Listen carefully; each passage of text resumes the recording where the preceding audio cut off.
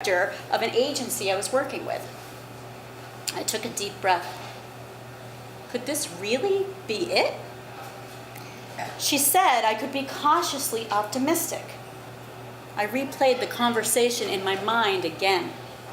Jill, dear, you're next on the list. If all goes according to plan, you may have something for you this month.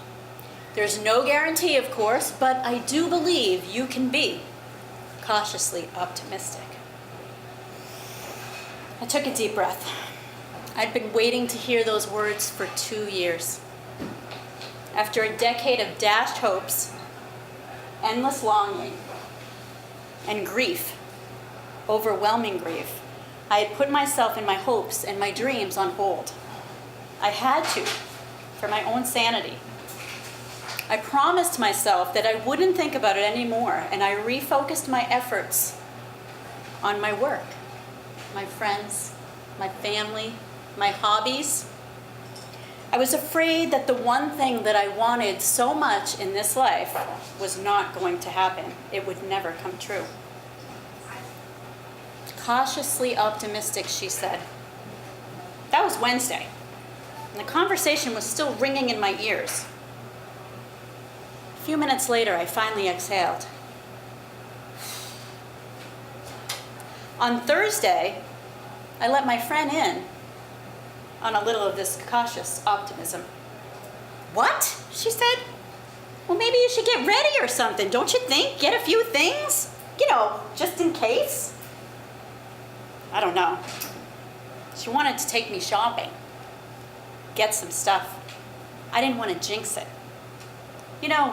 Jinx it when you believe something so truly is going to happen that you let it out, you sneak it out, and you tell the world, and then this mysterious God or whatever snuffs it out because you're overconfident and that thing never happens. That's what I'm talking about for jinxing, and I didn't want that to happen. Oh, just a few things, I agreed in a whisper. And on Friday, I told my boss. It's probably a long shot, I said, but I wanted to give you a heads up. My life as I knew it might change. She thanked me for my candor, and she wished me good luck. Cautiously optimistic. On Saturday morning, I woke up to one of the hottest days on record, and my neighbor and I were hosting a yard sale.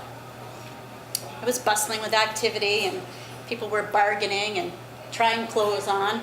Around 10 o'clock, I decided that I was too hot and had to go in and get a little break and get something to drink. And as I was going to the door, I heard the phone ringing. Bring, bring, bring, the phone was ringing. I heard the answer machine pick up, click on, and then click off. The phone started ringing again. This time I dashed for the phone, and I reached it, and I answered breathlessly. Hello? It was Jean from the agency. I hadn't expected to hear from her so soon. Hello, dear, she said. Boy, it's certainly warm out there, isn't it?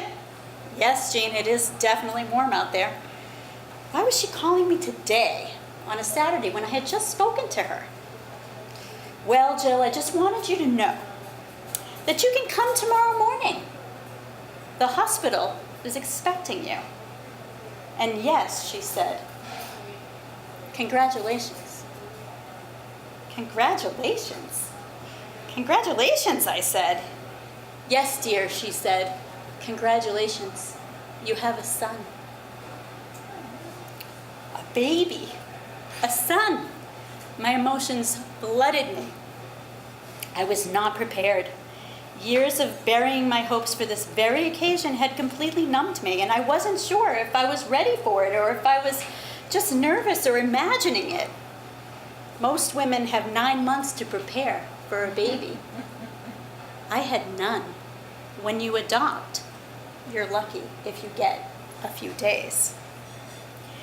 When you adopt a child, you never know when you're going to get that call. I was at work the day before and planning on returning on Monday. I had no crib, no bibs, no bottles, and no idea what I was going to expect. Cautiously So very cautiously, I allowed myself to reconnect to those feelings and emotions that I had buried for so long. I welled up and I freaked out. And I began to process what was happening and remind myself that this is what I had longed for so long. Sunday, we drove several hours to the hospital, and I nodded off multiple times because narcolepsy is my way I handle anxiety. The doors to the maternity ward opened, and warm light filled my heart, and my whole body tingled. A very wonderful, gentle nurse grabbed my hand and ushered me into a room and told me to sit and breathe. I heard a squeaky wheel coming closer. And as that wheel got closer and closer, my heart began to sink with it. The gentle nurse came in, and wrapped in her arms was a little bundle. A baby boy. I was overwhelmed. She placed him in my hands. I looked down at his little face and his little eyes, his rosebud lips, and I instantly knew that he was mine. All that cautiously optimistic just fell away to optimism. And I knew that we were going to be optimistic from this point forward, sharing things together, living our lives together, dreams, and having a wonderful life. So instead of being cautiously optimistic, I was now just exuberant. And I still am today. Oh, I have a picture too. That's it. I wanted to show you too. I'll bring it out. That's it.